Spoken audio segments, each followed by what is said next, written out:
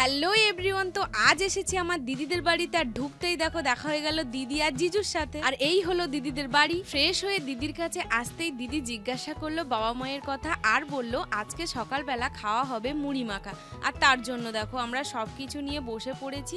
আর এখানে আমি পেঁয়াজ, টমেটো, লঙ্কা সবকিছু ভালো করে কুচিয়ে নিয়েছি আর দিয়ে দিয়েছি চানাচুর। আর এখন অল্প কয়েকটা দিয়ে দিয়েছি আলু। এখন দিয়ে দেবো মুড়ি। তো ভালো করে এখন মুড়িগুলোকে মাখিয়ে নেওয়ার পর দিদিকে একটু প্রথম দিতেই দিদি বলল বেশ ভালো হয়েছে খেতে। আর এখন আমি খেয়েও দেখলাম বেশ ভালো হয়েছে।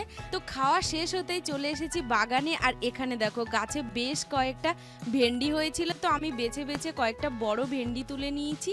আর দিদিদের বাগানে খুব বেশি সবজি নেই, এই দেখো ফুলটা কত সুন্দর লাগছে দেখতে। এইখানে ডুমুর গাছে অনেক ডুমুর হয়েছিল, তো তার থেকে আমি কয়েকটা ডুমুর তুলে দেখছিলাম।